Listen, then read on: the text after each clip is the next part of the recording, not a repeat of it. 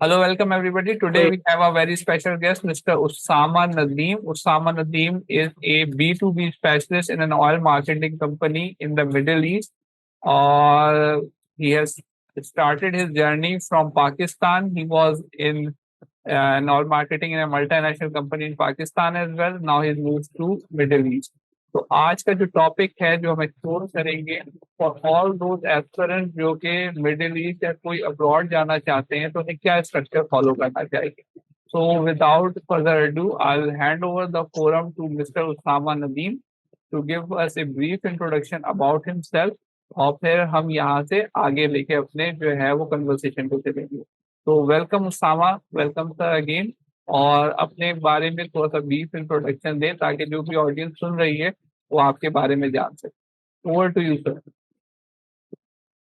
Thank you, Asad bhai, for inviting me to this insightful podcast. I hope we together can pitch in some insights that is eventually is going to help the audience watching this. So basically, let me give a brief background about myself.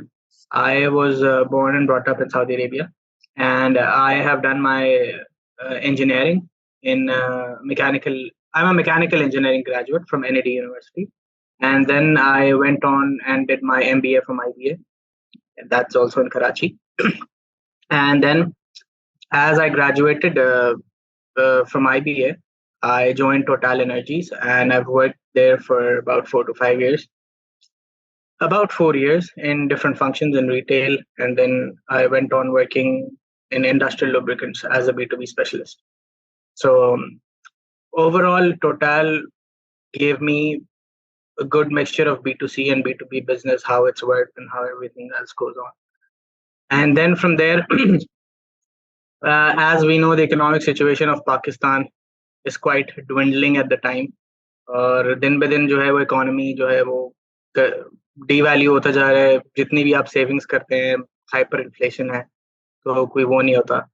तो eventually जैसे हर पाकिस्तानी आजकल कर रहा है, तो जी हमने भी कोशिश की कि जी कहीं बाहर देखा जाए कुछ अपॉर्चुनिटीज, जॉब अपॉर्चुनिटीज, क्योंकि जी दुनिया बहुत बड़ी है, एक्सपेंशन हर जगह चल रही है, सब कुछ हो रहा है, रिसेशन भी हर जगह है, थोड़ा बहुत इन्फ्लेशन सभी जगह आ रही है, कोई ऐसा वो नहीं.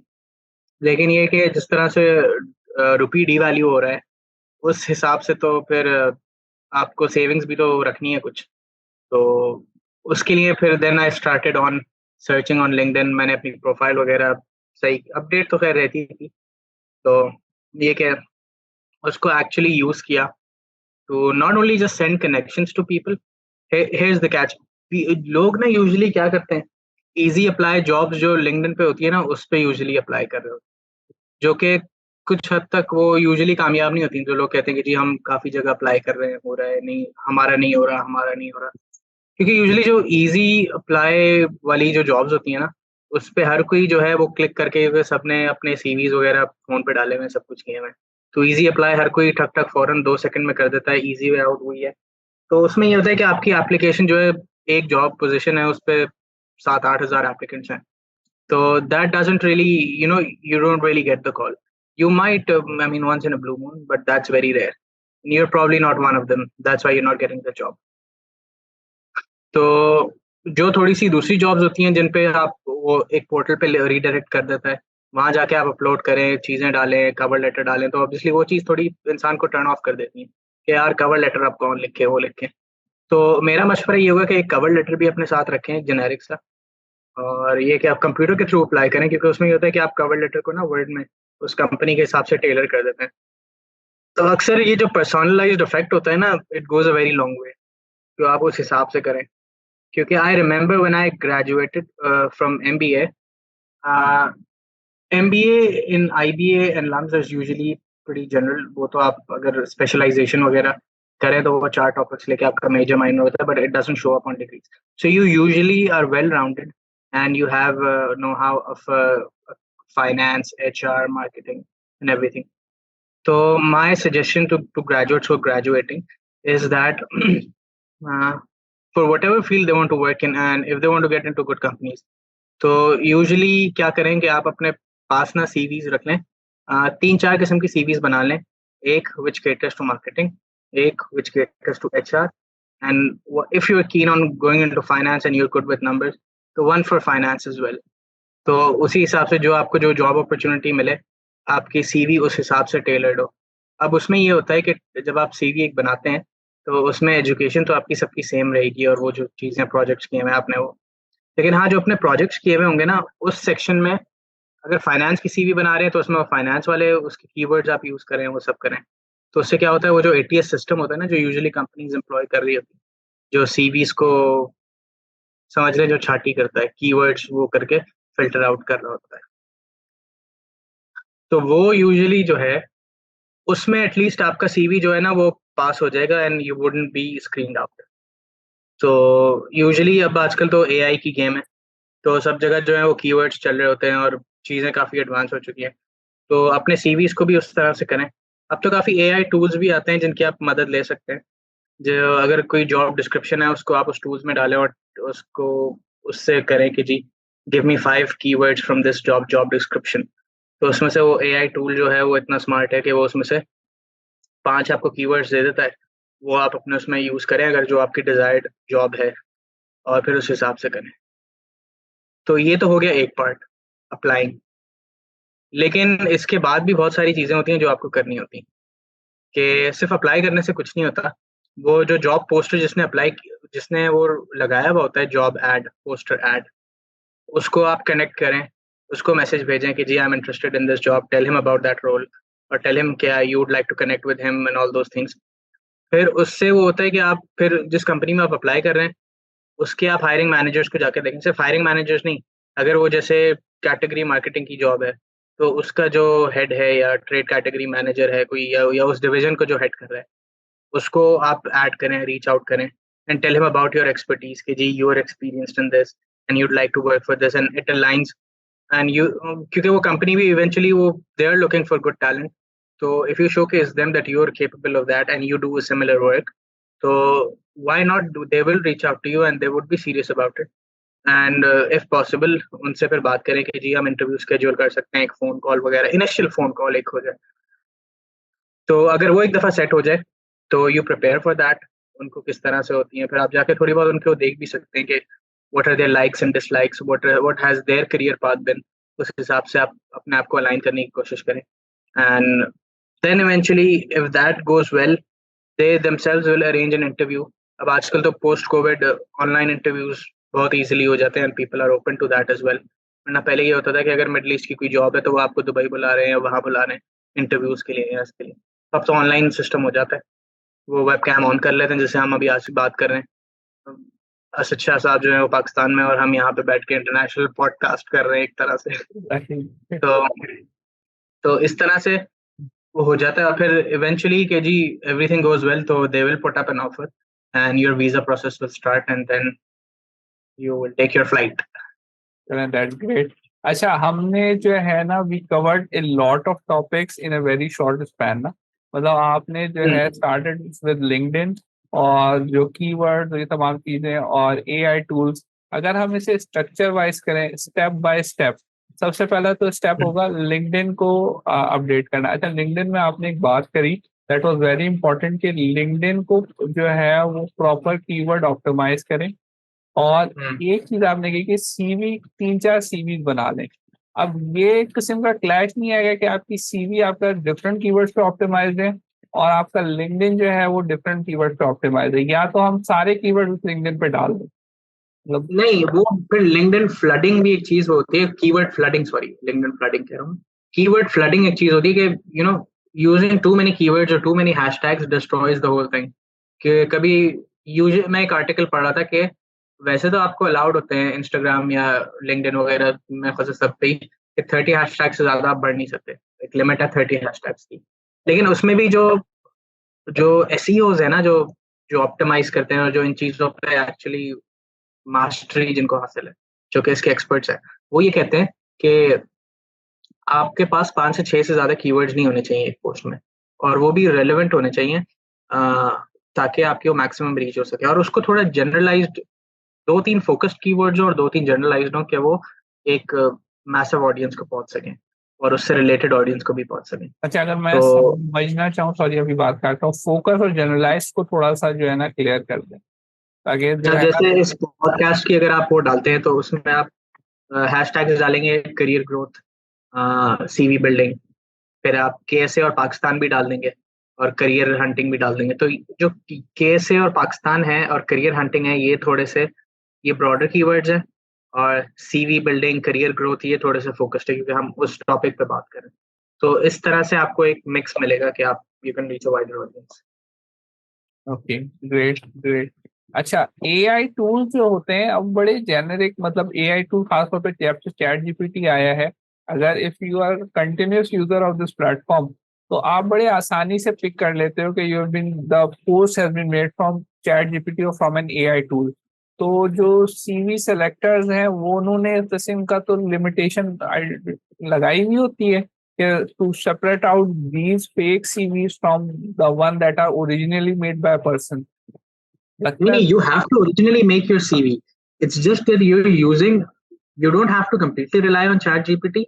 You have to take its support. जैसे उसमें से कीवर्ड्स आपने ले लिए, लेकिन सीवी आपको खुद बनानी है। चैट जीपीटी आपको उस तरह से सीवी बना के नहीं देगी, क्योंकि वो जो एक आर्टिकल आपने चले चैट जीपीटी से लिख के उस पर डाल दिया, तो वो उसमें ना वो सोल नहीं होती, वो जो इंसान कुछ कहना चाह रहा होता है ना वो फीलिंग के साथ, वो चीज नहीं आएगी कभी। वो आपको जो है वो खुद ही से ही करनी होगी, because AI can never replace that, you know, that that heartfelt letter और एनीथिंग। वो तो हमेशा ओरिजिनल ही रहेगा। चैट जीपीटी से आप वो कर सकते हैं कि जैसे कीवर्ड्स आपने एक्सट्रैक्ट कर लिए और अपनी सीवी उस हिसाब से बना दी। और लिंक्डइन पे भी मैं ये कह रहा हूँ कि लिंक्डइन प्रोफाइल एक अलग चीज है और सीवीज आपके पास होना अलग चीज है। वो 5 किस्म की हर डिपार्टमेंट से, लेकिन वो यूजुअली वो ग्रेजुएट्स के लिए है। वो अब इस लेवल पे आके अगर आपके पास post grad 2 to 3 years of experience है, then you have probably picked up your field. वो उस केस में आप करें कि जब आपको फील्ड स्विच करनी है तो उसमें भी आपके पास जिस फील्ड में आपको जाना है उस हिसाब से आपकी सीवी ट्यून्ड होगी। You don't need 5 CVs post grad 2 to 3 years. I mean, after 2 to 3 years, you don't need that. This is only for fresh graduates कि आपके पास 5 CVs हों, HR, marketing, finance और इन सब की स्ट्रैटेजी वगैरह में अगर आप जानना चाहते हैं तो उस हिसाब से अपनी सीवीज बनाएंगे। तो वो तो बस उसके लिए लिमिटेड है। That's only for one time के जब तक आपको जॉब नहीं मिलती, if you and you are fresh out of college. तो वो उसलिए यूज होती है। तो मैं थोड़ा सा बेसिकली मैं दोनों मैंने मिक्स कर दिया, एक फ्रेश ग्रेड भी और एक्सपीरियंस भी। तो वो मुझे लगता है वो कंफ्यूजन हो गई। तो ये कि this is only for fresh grads, that you have to have 5 CVs जिसमें आपने मार्केटिंग वो की है। It's just a smart play. I mean there is no right and wrong in this. तो it tremendously helps to score interviews, क्योंकि शुरू शुरू में मैंने भी किए थे और मुझे फाइनेंस के इंटरव्यूज भी आए, एचआर के इंटरव्यूज भी आए। तो मतलब ये ट्राइड एंड टेस्टेड फॉर्मूला है, तभी मैं बोल रहा हूँ कि ऐसा हुआ नहीं था। नहीं नहीं नहीं, तो ग्रेट एडवाइस, ग्रेट एडवाइस कि आप जो है ना सीवी, और ये कहते भी हैं कि सीवी आप एक जनरलाइज ना बनाओ, विद एवरी जॉब जो आप अप्लाई कर रहे हो the CV should be customize to that particular job. तो हम्म, दूसरा जो है वो एक मतलब फ्रेश ग्रेजुएट्स के लिए तो बहुत इंपॉर्टेंट है। अच्छा, लिंक्डइन इस के अलावा भी बहुत सारे प्लेटफॉर्म्स खुल गए हैं। ग्लास डोर खुल गया है, और जैसे जो पुराने पाकिस्तानी रोजी डॉट पी अच्छा, के, हाँ, थैंक यू। इनकी क्या जो है वो इफेक्टिवनेस है और एफिशिएंसी है।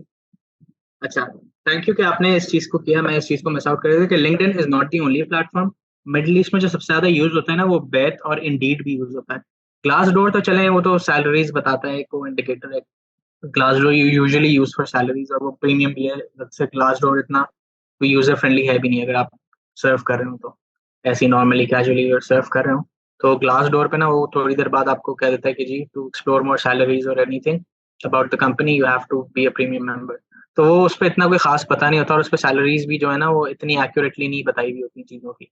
तो ग्लास डोर को तो हम एलिमिनेट कर देते हैं। लेकिन उसके अलावा जो है वो बेथ और इंडीड और 2-3 वेबसाइट्स हैं जिस पे आप जाके ना जॉब करते होते हैं, क्योंकि यूजुअली उस पर मैंने देखा है कि इंजीनियरिंग से टेक्निकल से रिलेटेड काफी जॉब्स आई हुई होती है, quantity surveyors, construction engineers, civil engineers, mechanical engineers. क्योंकि बहुत सारी कंपनीज जो है ना यहाँ पे मिडिल ईस्ट में, वो उसके थ्रू हायरिंग कर रही होती है। तो ये तो हमने बात कर ली कि लिंक्डइन के थ्रू अप्लाई कर सकते हैं, इंडीड और ये दूसरे प्लेटफॉर्म के थ्रू अप्लाई कर सकते हैं। फिर आ जाती है तीसरी चीज, हेड हंटर्स। पाकिस्तान में कुछ ऐसे हेड हंटर्स हैं जो यूजुअली कंपनीज के लिए रिक्रूट कर रहे होते हैं, and you have to reach out. वो तो यूजुअली लिंक्डइन से ही देख रहे होते हैं and they not easily available. वो समझ लें कि वो यूजुअली आपको मार्केट में नजर नहीं आते उनकी दुकानें, बट दे एग्जिस्ट और लिंक्डइन पे एग्जिस्ट करते हैं और they themselves reach out to you, आपकी सीवीज वगैरह देख रहे होते हैं।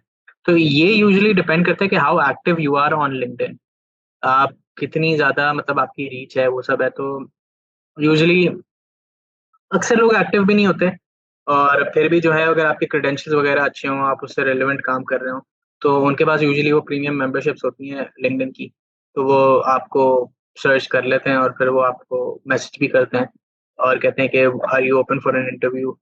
ये सिर्फ इंटरनेशनल कंपनीज के लिए ही है, पाकिस्तान में भी काफ़ी कुछ बड़ी कंपनीज हैं जो कि इन हेड हंटर्स के थ्रू रिक्रूट करती हैं।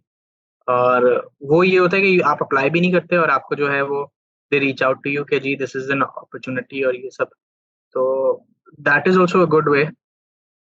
और ये कि you can also shoot cold messages to them, but लेकिन कोल्ड मैसेजेस में ये होता है कि you send it to 200 people, 50 people, 100 people, and only a handful of them would reply back, 3 4, और उसमें से भी दो तीन जो हैं वो आपको एक आध बार जवाब देंगे and they won't reply back. उसमें से एक कोई वो फनलिंग जो होती है ना, मार्केटिंग फनलिंग, आप वो उस स्ट्रैटेजी के थ्रू जो है you can reach out to them. तो that is also one way. And जो जिसके पास कोई 2 3 साल का एक्सपीरियंस हो वो यूजुअली ये चीज कर सकता है and it would fair out pretty well for them. और उसमें फिर अच्छा ये चीज तो हो गई अप्लाइंग की। अ, फिर हम इसके बारे में बात करेंगे कि अगर अट्रैक्टिव कोई ऑफर ना हो लेकिन फिर भी आपको एक मिल रही हो, तो you should take that and then search over there. वो एक अलग चीज है कि that's post getting the job and everything, how you should do अच्छा अच्छा। दैट। ये कोल्ड मैसेजेस जो हम कर रहे हैं, सही है, तो वो एक बल्क मैसेजेस जिसको कम कहते हैं, विदाउट जिसमें जनरलाइज मैसेज हमने बनाया और सब ठक ठक ठक ठक ठक तो आपने भेजना शुरू कर दिया विदाउट एनी जो है डिस्क्रिमिनेशन, इसको हमने जो है वो कोल्ड मैसेजेस कहते हैं। ठीक है जी, बिल्कुल। सही मैंने कहा क्लियर लेकिन कर। इसमें भी जो है ना, हाँ जी। इसमें भी आपको ऐसा नहीं होना चाहिए कि डेयर हायरिंग मैनेजर आप करें। आप ये कर दें कि डेयर की जगह बाद में ना आप उसका नाम, जिसको आप मैसेज कर रहे हैं ना, उसका एटलीस्ट नाम लिख दें, जैसे डेयर असद, डेयर अहमद। तो उससे एक पर्सनलाइज्ड इफेक्ट हो जाता है, क्योंकि पर्सनलाइज्ड मैसेज, एक नाम चेंज करने से ना it would create a huge difference. वो एक, बिकॉज दे वुड बी कि हाँ यार इसने मुझे मैसेज किया अलग से। तो दैट डज प्ले रोल। मतलब जहाँ आपका जो रिस्पॉन्स रेट है 5% है, वो एटलीस्ट अगर आप ये डालेंगे तो उससे 10 या 15% हो जाएगा, सिर्फ एक नाम चेंज करने से। अच्छा, कोल्ड मैसेजेस का स्ट्रक्चर क्या होना चाहिए कि डियर, मतलब let's suppose dear X Y Z, I am a fresh graduate, I am looking for a job, और जो है नहीं, इसमें भी एक प्ले होता है, वर्ड प्ले होता है। अब आप ऐसे कहेंगे ना, आई am looking for a job, please if you have any job give me, वो एग्जैक्टली ऐसा लगता है कि जी यूर आस्किंग फॉर इट, कि जी यार कोई जॉब है तो दे दो। मतलब exact nobody is going to respond to that. You basically have to word it very carefully, कि ऐसा भी ना लगे कि आप जो है वो मांग रहे हैं, but you're someone who has these skills to offer, and you are getting this to the table, and this can actually help your company to grow and all that, and my goals align with your company's goals, so there will be synergies। ये जो keywords होते हैं ना कि जी aligning, synergies, uh, bringing to the table and all these, ये basically difference बनाते हैं, जो कि यूजुअली हमारे यहाँ जनरली स्टूडेंट्स को ये आइडिया नहीं होता। और इवेंचुअली सैडली टू से यूनिवर्सिटीज में भी जो है ना, इस चीज पे इतना कोई खास काम नहीं हो रहा होता कि किस तरह से जो है वो आपको इंटरव्यू या जॉब स्किल्स या तैयारी या इस तरह से करनी है आपको। लिंक्डइन वगैरह पे खैर मतलब हल्का फुल्का होता है, वो बस बताने की जी it should be up to date, और ये कीवर्ड्स और ये वो भी कुछ क्लासेस में बता रहे होते हैं। इंजीनियरिंग स्टूडेंट्स को तो ये भी नहीं बताते बिल्कुल भी, उनको तो कुछ नहीं पता होता इस हवाले से कि किस तरह से करना है। ये एमबीए में, बीबीए में फिर भी बता रहे होते हैं कि किस तरह से सोशल मीडिया को आपको ऑप्टिमाइज करना अच्छा, नहीं, that's a great idea. Basically cold messages से जो लोगों को फील आता है ना कि जो है it's a very easy task, you make a message, you make a generalized message और आप शूट करना शुरू कर देते हो, लेकिन आपसे है। नहीं, बात इट्स नॉट एन करके easy task, and cold messages will be very, I mean, they would have a low response rate if it's a very generic message. Exactly and there should be hard work involve behind that कि आप जो है अगर एक message cold भी shoot कर रहे हो तो यू शुड एटलीस्ट वर्क और आपके जो है डू योर होमवर्क और एटलीस्ट उनकी वेबसाइट पढ़ो, वेबसाइट से जो है उनका विजन मिशन समझो, उनके गो, फिर आप जो है वो मैसेज जैसा आप कह रहे हो ना प्रॉपर जो सिनर्जी वाला आप मैसेज बना सकोगे कि माई गोल अलाइन विद योर गोल्स, तो वो मैसेज जो होगा वो मच मोर पर्सनलाइज्ड होगा और अगर कोई पढ़ता है तो उसे होगा कि बच्चे ने जो है वो मेहनत करी है, before sending me the message he has read the website, he has done his homework और he is particularly interested in doing the job और इंटरेस्टेड इन द कंपनी। तो ये एक अच्छा आइडिया नहीं, आपने more put more forward like being interested, it's more like कि वो उनको instantly click होता है कि किया। जी हाँ, he can be a good fit. तो वो यूजुअली यही देख रहे होते हैं कि the best fit, बस। तो दैट्स अ ग्रेट जो है एडवाइस के कोल्ड मैसेजेस अगर आप भेज रहे हो तो पहले हर मैसेज पे थोड़ा सा मेहनत करो, उसको जनरलाइज नहीं करो, उसको प्रॉपर टेलर करो according to the person, according to the company, और फिर आप भेजो ताकि जो वो आप कह रहे हो वो पर्टिकुलर इफेक्ट आए कि he is a good fit. अच्छा लिंक्डइन, अच्छा बैथ और इंडीड पे हमने जो है उसको रूल आउट कर रहे हैं कि though mostly cater to engineering people और Generally engineering people, yeah, mostly. अच्छा मुझ अब आप माशाल्लाह से जो है the company that you working in, what is the ratio of engineers to blue collar जो sorry marketers to blue collar persons, और उस रेशियो में पाकिस्तानीज का क्या रेशियो है जो तुमने देखा है? Yeah, it's basically mixed क्योंकि कुछ local laws भी हैं that they say that a certain amount of nationality should be in and rest should be locals. तो उस चीज को भी adhere करना होता है। तो ये कि mixed nationalities हैं और ये कि जो जॉब रोल है जैसे कि इंडस्ट्रियल सेल्स है या B2B है, जो टेक्निकल सेल्स है उसमें तो वो यूजुअली टेक्निकल लोग ही रखते हैं जो कि इंजीनियरिंग हो। लेकिन उसमें एक दो लोग अगर आपका सेल्स का बैकग्राउंड है तो वो नॉन इंजीनियर्स को भी रख लेते हैं, but they prefer someone who is an engineer और जिसके पास उसका हो सूट। मिडल ईस्ट में मैंने यूजुअली ये देखा है कि यू कांट गो फ्रेश, वो यूजुअली जो हायर कर रहे होते हैं पाकिस्तान से, इंडिया से या सब कॉन्टिनेंट से, वो यूजुअली उसके स्पेशलिस्ट ही हायर कर रहे होते हैं कि जिसके पास 3 4 5 साल का एक्सपीरियंस हो उस स्पेसिफिक फील्ड में, उसी को ही वो यहाँ पे एम्प्लॉय उसी फील्ड में कर रहे होते हैं। आप फील्ड पे नए नए फ्रेशी नहीं आ सकते क्योंकि फ्रेशीज के लिए यूजुअली वो उन्होंने अपने नेशनल्स के लिए रखी हुई होती हैं वो जॉब्स वगैरह, क्योंकि वो उनको ट्रेन कर रहे होते हैं, वो कर रहे होते हैं। वो ट्रेनी इंजीनियर की जॉब जो है वो you won't find any non Saudi on that role. उसमें जो है वो सिर्फ एक सऊदी ही आ रहा होगा क्योंकि वो उनको अपने लोगों को भी तो कैटर करना है, विच मेक्स टोटल सेंस कि जी उनकी अपनी अनएम्प्लॉयमेंट भी बहुत है तो उनको उनको भी कैपेसिटी में कैटर करना है होगा। तो उस हिसाब से वो जो है वो चीज़ों को बैलेंस आउट करके कर रहे होते हैं। जो स्पेशलाइज्ड जॉब होती हैं, जो मैनेजरियल लेवल की जॉब्स होती हैं, उसके लिए अगर उनके पास कोई टैलेंट मौजूद नहीं होता तो वो eventually they hire from abroad जो स्पेसिफिक उसके लिए हो। तो हाँ, ये चीज़ बड़ी इंपॉर्टेंट है कि as a fresh grad you can somehow वो यूजुअली इस सेंस में होता है कि फ्रेश ग्रेड जो आ रहे होते हैं वो ये हो रहा होता है कि जैसे जो बड़ी कंपनीज हैं, मल्टीनेशनल हैं या इवन वो होती हैं, वो यूजुअली हायर करती हैं दुबई ऑफिस के लिए। Dubai is pretty much more open to other nationalities और ये कि फ्रेशीज भी वहाँ पे, क्योंकि दुबई इज प्रीटी डायनामिक और मिडल ईस्ट में दुबई की डायनामिक्स अलग है और सऊदी अरेबिया की डायनामिक्स थोड़ी अलग है। मतलब दुबई आप कह लें कि बिल्कुल ही it's more international as compare to Saudi Arabia and more diverse in terms of nationalities. Although उसका वो साइज एरिया कम है यूएई का, लेकिन ये कि it has more, it's more connected, मतलब it's more culturally diverse as compare to Saudi Arabia. तो Saudi Arabia भी हो रहा है आहिस्ता आहिस्ता आजकल। आजकल यहाँ पे वो बूम है, तो उनका जो विजन 2030 है उस हिसाब से within the next few years Saudi Arabia will be equally diverse as compare to UAE. तो देन यू कैन एक्सपेक्ट कि जी यहाँ पे और होंगी, क्योंकि Saudi Arabia is recently expanding exponentially और यहाँ पे बहुत ज़्यादा कंस्ट्रक्शन हो रही है, बहुत ज़्यादा बिल्डिंग्स बन रही है, नियोम भी बन रहा है यहाँ पे। तो नियोम में वो काफ़ी प्रोजेक्ट्स चल रहे हैं, द लाइन है, ट्रोजेना है, ऑक्सागॉन है, मुख्तलिफ किस्म के प्रोजेक्ट क्योंकि नेक्स्ट लेवल वो पूरे सिटीज़ बना रहे हैं और नेट ज़ीरो सिटीज़ बना रहे हैं वो कार मतलब कार्बन एमिशन उनमें जीरो होगा।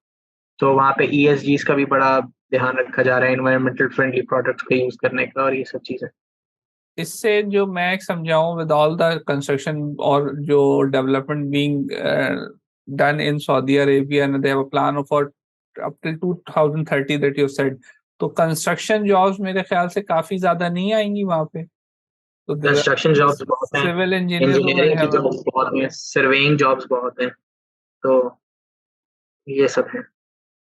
अच्छा, हम लोग पर्टिकुलरली एक नीश इंजीनियर्स पे बात कर रहे हैं ज्यादा। लेट सपोज अगर कोई मार्केटर है या बीबीए कर रहा है, तो उसके लिए जो है वो क्या स्कोप है? मतलब ऑब्वियसली कुछ न, जब कंपनीज हैं तो they must need a sales person as well to sell the product. तो उसका जो है वो यहाँ पे जो बीबीएस हैं, एमबीएस हैं, उनके क्या यही 5 या 6 इयर्स का एक्सपीरियंस होता है? क्योंकि फ्रेश ग्रेड तो आप कह रहे हो are mostly national Saudi nationals, तो हम्म।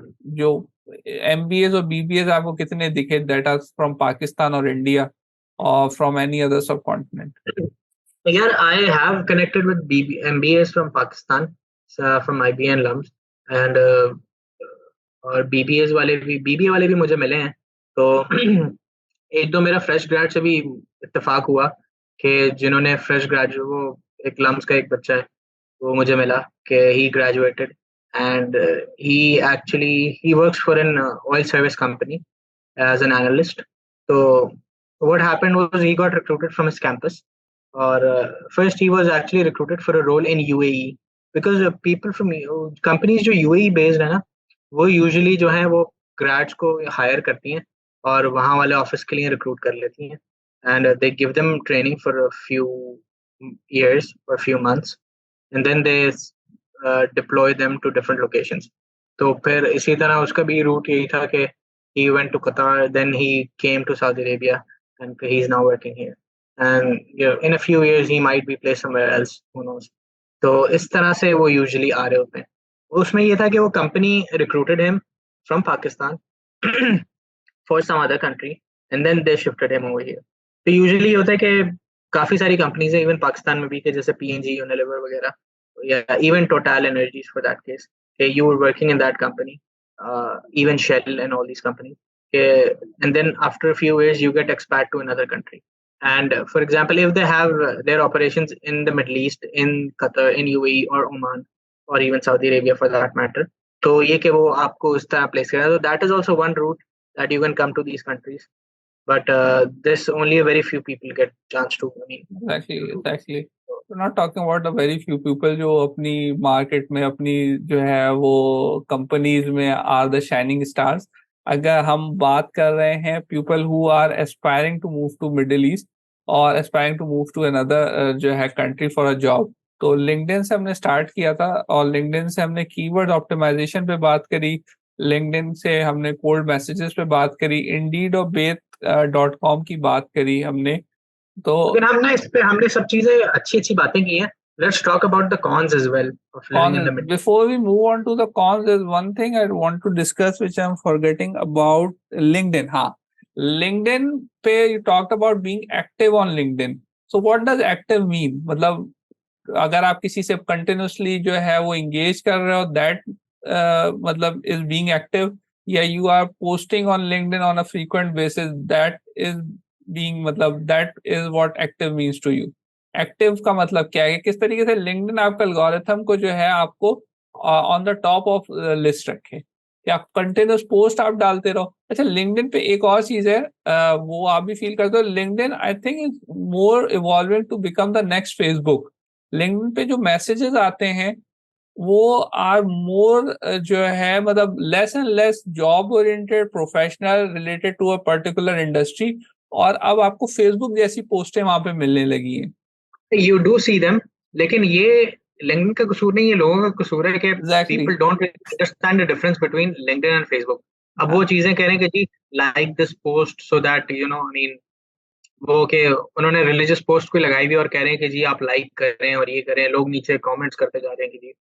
हाँ, तो वो चीजें अगर आप उन पर रिएक्ट नहीं करेंगे ना और लाइक नहीं करेंगे, इवेंचुअली वो चीजें मिनिमाइज हो जाएंगी आप, लेकिन वो वो बिकती भी आपकी ज्यादा है। मैं देखता हूँ कि जो बाहर वाले लोग हैं, they are using LinkedIn to make a funnel, they're using LinkedIn to sell themselves or sell a product. और जो है मतलब LinkedIn should be used, sorry मैं आपकी बात काट रहा हूँ, हाँ to showcase your skills, या आपके अगर किसी ने आपने कोई काम किया, कोई ट्रेनिंग कराई, कोई अच्छी बात आपको लगी, कोई कंस्ट्रक्टिव प्रोडक्टिव चीज आपको लगी, you came across something or you did anything, so you can make a post out of that, or you're doing something interesting in your professional life, you can post that, और informative चीजें फैलाएं, और content किसी का repost आप कर सकते हैं किसी का, अगर आपको अच्छा लगे प्रोफेशनल कंटेंट, तो आपको अपनी उस पे ये मैं करनी चाहिए कि you don't share anything something very Facebook ही, आप उस पर कुछ ना शेयर करें, उसके लिए आपके पास फेसबुक का प्लेटफॉर्म है, आप उस पर करें।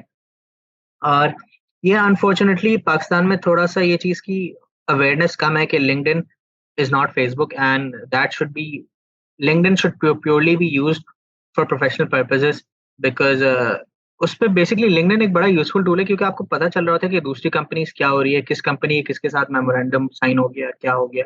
तो LinkedIn is very good for that, to keep you up to date कि what's happening in the professional world, कि किसका किसके साथ हो गया, कहाँ इनॉग्रेशन हुई, what companies are merging, what companies are liquidating. तो ये आपको एटलीस्ट आपको पता रहता है कि जी क्या हो रहा है, and which one of your friends are moving to another job, who got promoted, तो ये चीजें भी आपको पता चल जाती हैं।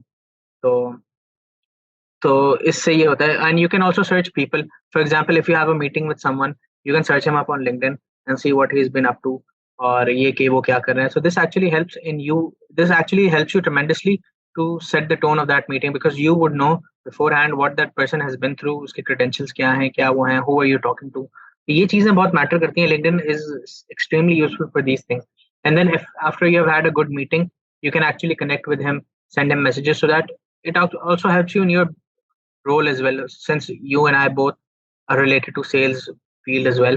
So that would actually help everybody, I believe, is a salesperson. Okay, if you're good at selling something, you are good at almost everything. So selling is a very crucial skill that every person must possess. Okay, if you're a good seller, you're probably a good storyteller as well, and people love to listen to stories. So if you're good at storytelling, you probably would never die hungry. This is one thing that नहीं नहीं, great advice. ये young लोगों के लिए बहुत important advice है कि use LinkedIn to post your stories, tell your stories, but those stories should cater to your professional skills, और जो भी आप काम कर रहे हो they should be according to that work that you are doing. आपने कोई भी ऐसी चीज नहीं डालनी दैट इज फेसबुक की, जिसमें आपने कि इसको शेयर करें तो आपको सवाब मिलेगा और ये नहीं करें। That should not be included in LinkedIn. LinkedIn में अपना प्रोफाइल ताकि कोई भी देखे तो उसको फील आए कि he is a professional, he has been up to something. और आपने का आपको मार्केट करने के लिए जो है जरूरी नहीं कि आप बहुत बड़ा काम करो, अगर आप छोटा सा भी काम करते हो तो that you can highlight on LinkedIn, उससे आपका प्रोफाइल बिल्टअप होता चला जाता है। आप कोई चीज देखते हो which you can see can relate to what you are doing marketing या कुछ, तो आप you can make a story out of that and tell that story to the audience, that उससे आपकी ऑडियंस जो होगी जो आपसे कनेक्ट करेगी will be according to the niche that you're developing in your platform or on your platform. So that is a great advice. Now, as you said, we'll move on to the cons. So let's discuss the cons. What are the cons, sir? The cons are basically that living in the Middle East is a short-term play. Like it should be a short-term play, and you should use Middle East as your launch pad to eventually go and settle in the European or American or Canadian countries, or Australia for that matter. Because what happens is that you might have worked in the Middle East for 20 30 years, 20 30 40 good years, and then when you turn 60, unfortunately you have to retire, and you cannot live there because your ikama finishes. You have to go back to your home country. So this is one thing that I have seen many people uh, regretting it later in their life, that they've spent all their life, and once you're living in the Middle East, your standard of living goes high, and for 20 30 years you have been too much exposed to that, you have been acclimatized to that living style, that once you come back to Pakistan, you come in a state of shock. Ji, now what? I mean, we used to live like this, and they usually, what happens is they reminiscent that time कि जी हम तो वहाँ पे ये करते थे, वो करते थे। तो that is somewhat sad to see कि जी कि that happened. Although I mean you do that varies for people, क्योंकि कुछ लोग मिडल ईस्ट में अच्छी सेविंग्स कर लेते हैं, फिर कुछ लोग नहीं कर पाते क्योंकि eventually they are having families as well, वो अपने बच्चों को एजुकेशन वगैरह दे रहे होते हैं. Education is pretty expensive in the middle east. So and then the university and everything. So what happens is they constantly, like, whatever they're earning, they're investing it on their kids, uh, which I believe is a good investment as well. So ये कि they're saving as well, but that is not much because uh, वो ये करते हैं या तो बच्चों को अच्छा पढ़ा लें या तो फिर घर बना लें या वो कर लें. मतलब वो अक्सर बहुत से पेरेंट्स जो हैं वो अपने बच्चों की स्कूलिंग पे कॉम्प्रोमाइज नहीं करते. वो कहते हैं कि नहीं, they would go in the best schools and everything, so they pay for that. और ये कि वो उस पर इन्वेस्ट कर देते हैं और के और इवेंचुअली अगर वो बच्चे अगर बाहर पढ़ने जा रहे होते हैं तो वो एजुकेशन भी होती है, क्योंकि सिर्फ एक बच्चा नहीं होता, 2 से 3 बच्चे होते हैं और सभी की जब सब चीज़ें हो रही होती हैं तो you don't really save a lot. तो at the end of the day जो आपने पहले बनाया हुआ होता है, करा हुआ होता है, वो जो जनरेशनल वेल्थ का थोड़ा बहुत चल रहा होता है, कंटिन्यूटी उसी में ही आप थोड़ा बहुत ऐड अप कर लेते हो. तो ये चीज़ होती है.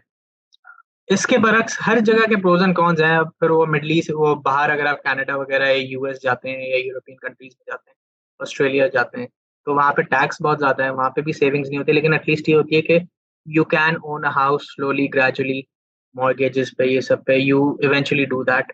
People who are living with families as well, मतलब बच्चों की एजुकेशन वगैरह के साथ भी दे कैन स्टिल स्ट्रेटेजाइज के the female in your house, मतलब if you are open to that, she can work. यहाँ पे यूजुअली इतना कोई काम नहीं मिलता, मतलब if you are a professional women working, तो यहाँ पे जॉब्स इजीली अवेलेबल नहीं है because there comes issues where the comma transfer and all that.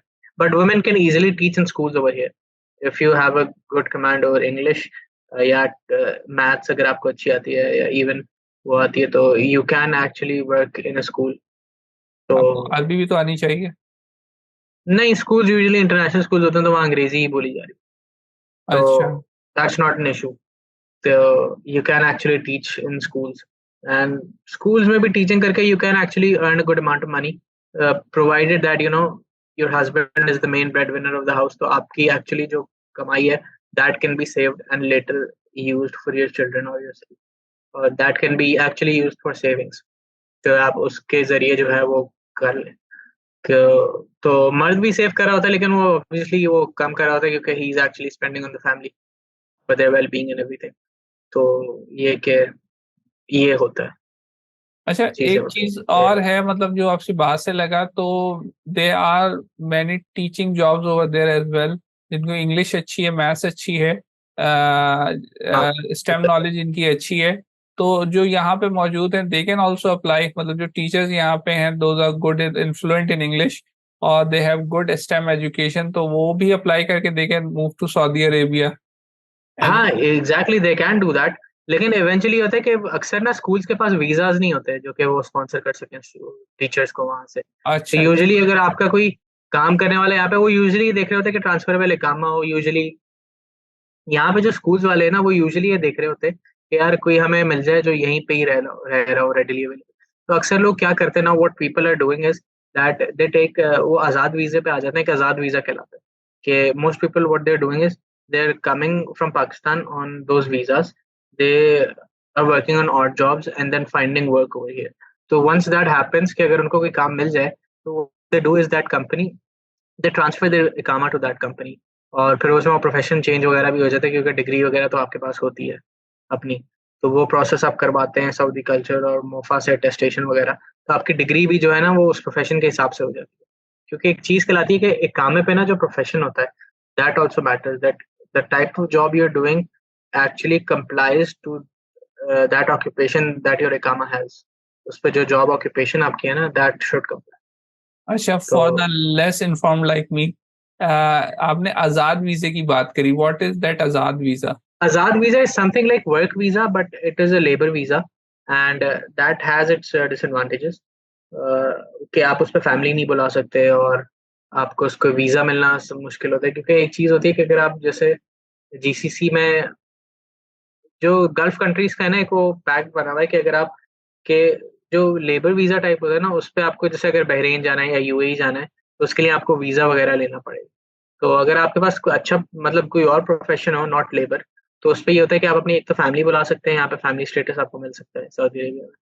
और दूसरा ये कि आपको जो है इसमें और भी चीजें होंगी, मुझे शायद इतना अभी वो ना वो हो, या मैं शायद कुछ वो कर दूं। तो उसमें ये होता है कि फिर आपको वीजा वीजा मिलना भी आसान होता है कि ऑन अराइवल आपको you can travel to Bahrain you on a days notice. तो वो चीजें एक होती हैं। दैट इज नॉट वो कि अगर इवेंचुअली अगर आपके पास डिग्री है तो यू कैन इजीली स्विच। तो इसमें ये है कि कुछ और दूसरे भी होते हैं कि लोग सिस्टम्स टेक्नीशियन की अलग ऑक्यूपेशन होती है, वो यूजुअली ये होती है कि उसमें कुछ इसमें लोगों ने वो निकाले हुए हैं कि उसमें होता है कि सिस्टम के कुछ प्रोफेशंस तो बहुत सारे हैं, उनमें से कुछ ऐसे प्रोफेशंस हैं जिनमें आपको फैमिली स्टेटस भी मिल जाता है, और अगर आपके पास डिग्री ना हो तो भी कुछ काम चल जाता है। इस तरह के भी हैं कुछ मिक्स। तो देर इज मतलब you can you would have to consult someone who's an expert in this. I'm not an expert in this. तो ऑब्वियसली ये यू कि नॉट एन एक्सपर्ट, और आप जो है ना टॉप ऑफ द माइंड जो आपका नॉलेज है, यूर डिस्कसिंग दैट। एक या इम्पॉर्टेंट चीज है कि हम एक्सपेक्ट भी नहीं करते to for you to know everything, लेकिन हम सोर्स की बात कर लेते हैं from someone is interested about getting to know all of these, आजाद वीजा, अकामा, ट्रांसफर अकामा। तो कोई सऊदी वेबसाइट है या कोई है जहाँ पे जाके वो नॉलेज गेन कर सके, the type of visas that you can get? yeah, there is this website, Saudi website, on which uh, their government website जिसमें वो एक्सटर्नल रिलेशन जिसमें वीजाज वगैरह की इंफॉर्मेशन होती है। वहाँ पे मैंने यूजुअली गूगल ही किया था, तो मुझे उस पर थोड़ा बहुत पता चला था, एक बुकलेट वगैरह भी है, तो वहां से पता चल जाता है। तो गूगल और क्या ये कह कि रहा है? They are Saudi work agents in visas? Pakistan as well. तो यूजुअली एजेंट्स को मैं इतना वो नहीं करता इंडोर्स पाकिस्तान में, क्योंकि स्कैमिंग्स भी बहुत होती हैं, वो भी बहुत होती है, बहुत कम लोग हैं जो कि एक्चुअली इस चीज़ की इंफॉर्मेशन वगैरह रखते हैं। तो यूजुअली मैं खुद प्रेफर करता हूँ कि मैं चीज़ें इंटरनेट से right of the right sources से चीज़ें हासिल करूँ, बजाय कि मैं किसी कंसल्टेंट या एजेंट के पास जाऊँ चीज़ें करने के लिए, क्योंकि उनके पास भी यूजुअली इंफॉर्मेशन नहीं होती। और ये कि अगर आपको इंटरनेट वगैरह सही इस्तेमाल करना आता है, आपको चीज़ें पढ़नी आती हैं, सही समझ आती है बेसिक अंग्रेजी, तो आप you can do way better than these consultants can ever do me exactly. Combined. और तो आजकल जो है we have ton of information on YouTube as well. तो आप हम्म, यूट्यूब से स्टार्ट करें, यूट्यूब को वेट और करें आपकी जो सही से अप्रोच है करें। ना, that would always be better than the consultant that has been there in the market for the past 10 15 20 years, क्योंकि उसमें यूजुअली होता है कि बहुत से तो स्कैमर्स भी होते हैं। जो कुछ अच्छे होंगे वो ऑब्वियसली उनके पास अच्छी इन्फॉर्मेशन होगी, but then they charge accordingly as well. तो एग्री। मैं किसी को जानता हूँ कि वो अप्लाई कर रहा था मास्टर्स के लिए यूएस में। तो और वो कंसल्टेंट के थ्रू कर रहा था। तो और वो एक बीबीए का स्टूडेंट था फ्रॉम आईबीए गुड स्कूल। और ये कि उसने ओ लेवल ए लेवल सब कुछ मतलब प्रॉपर किया हुआ। इवन दे आल्सो लाइक, मतलब वो कंसल्टेंट के पास जाता है, कंसल्टेंट ने सिर्फ उसके यूनिवर्सिटीज ढूंढने के लिए उससे 70,000 रुपीज चार्ज किया था, सिर्फ यूनिवर्सिटी शॉर्टलिस्ट करने के लिए। मैंने कहा ये तो इंसान खुद ही कर लेता, मतलब एग्जैक्टली। वो पूरा प्रोसेस थ्रू कंसल्टेंट करा रहा था। तो मैंने कहा भाई कंसल्टेंट के थ्रू कराने की क्या जरूरत है, मतलब इंसान खुद यूनिवर्सिटीज ढूंढे, और जी मैट जी आर ई तो देना ही होता है ग्रेजुएट स्कूल्स के लिए, तो वो दे। उसके बाद वो लेटर वगैरह खुद लिखे। और हाँ, उन जगहों पे जो होता है ना, इसमें प्लेजरिज्म का होता है कि आप एआई से ना लिखें, वो पकड़ा जाता है, ये जाता है। वरना यूजुअली ये जो जॉब एप्लीकेशंस वगैरह होती हैं, जैसे आपने बात की थी ना कि एआई पकड़ लेते हैं, वो ये लोग नहीं पकड़ते कि एआई पकड़ता है। वो यूजुअली स्कूल्स में होता है कि प्लेजरिज्म पकड़ा गया और ये पकड़ा गया, जहाँ आपको चीजें सबमिट करानी होती है। तो कॉर्पोरेट वर्ल्ड में तो फिर भी चल जाता है, क्योंकि चीजें इतनी फास्ट पेस हो रही होती हैं, वो ऐसा इतना नहीं होता। और आप एआई पे पूरा डिपेंडेंट ना हो, बस उसको एक सपोर्ट टूल के तौर पे इस्तेमाल करें, तो things are going to be fine. और ये कि एसओपी होता है, जो स्टेटमेंट ऑफ पर्पस आपको लिखना होता है ग्रेजुएट स्कूल्स के लिए, वो आप खुद ही लिख लें, बजाय कि आप कंसल्टेंट्स पे रिलाई करें या वो करें, क्योंकि जो आपकी कहानी है वो आपसे बेहतर कोई और नहीं जानता, और आप उसको बेहतर तरीके से एक्सप्लेन कर सकते हैं।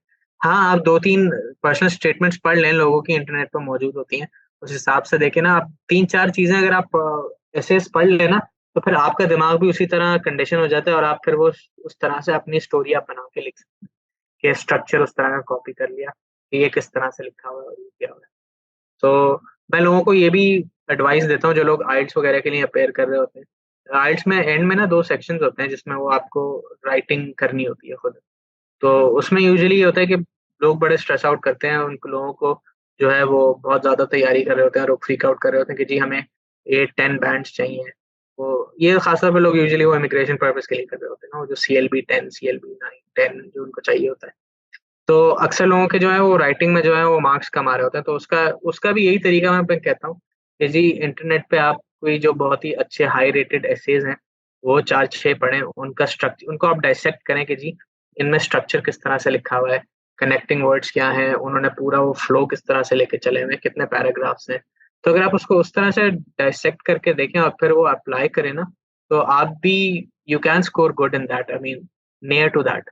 वो वही बात है कि जितनी प्रैक्टिस करें आप में, फिर आप उसमें और बेहतर हो उतना ही अच्छे हो जाएंगे। जाएंगे। अच्छा, will move to the last question and then will summarize. एक अच्छी बात कही कि सऊदीया और Middle East country should not be a permanent solution to your career, but it should be a pit stop जहां से आप अपना स्किल्स को, अपने सेविंग्स को लेवरेज करते हो और you move to European countries, to और North American countries for a better future. एक यस। चीज है जो मैं आपसे पूछना चाहूंगा, व्हेन वी मूव, मतलब आपने भी डिसाइड किया होगा तो ऑब्वियसली इस पे आपने रिसर्च भी किया होगा। तो जब हम मूव करते हैं to a European country which is much more advance technically आपकी स्किल हम्म। के लिहाज से, तो आप अपने करियर में you move up the ladder और you stay on the same level, और it's the step backward in your career. मतलब अगर आप यहाँ पे मैनेजर, सीनियर मैनेजर हो and you move to a European country और migrate to a European country, तो वहां पे भी आप सीनियर मैनेजर ही लगोगे और it will be like step backward, और आप मिड सीनियर या मिडिल मैनेजमेंट में जाओगे। अच्छा, इसका मैं बताता हूँ। यूजुअली ये होता है कि व्हेन पीपल आर, ये तो कहीं पे भी आप जाते हैं ना, तो it is never the same और an up thing, it is usually the same और कम। क्योंकि I know many people for a fact that who have come from Pakistan, who are working in good companies in a regional manager position, and they've come over here as area managers, or NSMs working in Pakistan who have come over here as regional managers in Saudi Arabia. Obviously, the income is good, attractive packages. They are nothing like to compare. मतलब वो regional manager होके भी पाकिस्तान में इतना नहीं कमा रहे थे जितना वो एरिया मैनेजर होके यहाँ पे कमा रहे हैं। तो that is a trade off that they are willing to do, to each his own.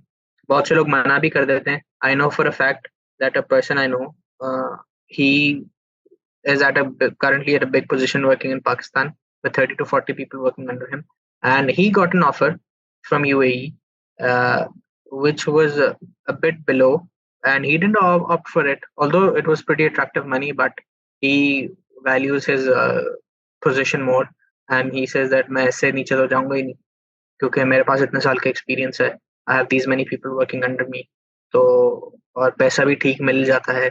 तो why should I like, although ठीक है मनी इज गुड और ये सब है, लेकिन ये कि मैं क्यों करूं, I am comfortable over here. फिर लोगों की कुछ फैमिली की रिक्वायरमेंट्स वगैरह भी होती हैं कि यार वो कह रहे थे कि मेरे पेरेंट्स यहाँ पे हैं, सब कुछ यहाँ पे हैं, तो मैं तो नहीं जा सकता अभी, मुझे जाना ही नहीं। तो that's fair enough, good on him, good for him. तो इसके दोनों एस्पेक्ट्स हैं। और ये कि बहुत से लोग जो हैं वो जंप पे भी आते हैं, लेकिन यूजुअली लोग कम पे भी आ रहे होते हैं क्योंकि द मनी इज अट्रैक्टिव। तो यही पॉइंट को मैं लेके चलूंगा कि अगर आप यूरोप वगैरह मूव करते हैं तो that thing is pretty good attractive, आपके लिए एक नया वो होता है। ऑल्दो आपको जो है वो चीज़ वहां पे ना हो क्योंकि आप रिजाइन देके जा रहे होते हैं, you will hunt a job over there. तो वो एक हिट एंड मिस होता है कि हो सकता है आपको अच्छी जॉब मिल जाए, हो सकता है आपको ना मिले।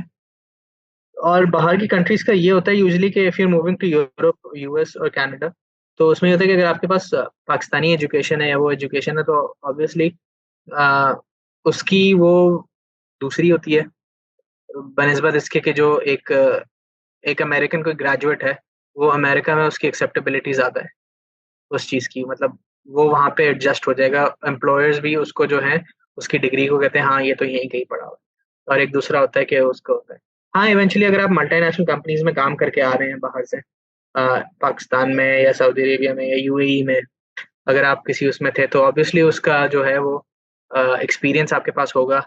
और वहाँ की कंपनीज में अगर आप अप्रोच करेंगे सिमिलर इंडस्ट्रीज में, तो you will get a job. Eventually शुरू में हो सकता है आपको कम जॉब हो, कम टाइटल मिले, वो वाला टाइटल ना मिले जिस पे आप थे। तो लेकिन आपको इवेंचुअली 2-3 साल में you come back on that track. तो इस तरह होता है कि यू स्विच। हाँ, थोड़ी सी हासिल है वो, क्योंकि ऑब्वियसली अब जिस एक एक जगह आप सेट हो जाते हैं, वो तो फिर आप सेट हो जाते हैं, आपका करियर बनना शुरू हो जाता है। किसी नई जगह आप जाएंगे तो ऑब्वियसली वो स्टार्ट से स्क्रैच से स्ट्रगल भी होती है, सब कुछ होती है। तो तभी तो कहते हैं it's not easy to move, वरना तो। और जितना जितना इंसान जो है प्रोग्रेसेस इन एज, शादी हो जाती है, बच्चे बड़े चले जाते हैं, फिर eventually people drop that idea of moving all together. यार अब बच्चों को लेके कहाँ मूव करेंगे। यंग एज में तो फिर भी इंसान जो है वो स्ट्रगल कर लेता है, इधर उधर मूव कर लेता है, तो और वो एडजस्ट भी हो जाता है। तो as you grow older, your acceptability towards moving or migrating eventually lessens. So this is the thing. It's a circle of life here. मतलब there is nothing good, nothing bad. Eventually, मतलब if you say, तो जो जहाँ जिसको पहुँचना होता है वो पहुँच जाता है। इसमें लक, तकदीर का बड़ा अहम।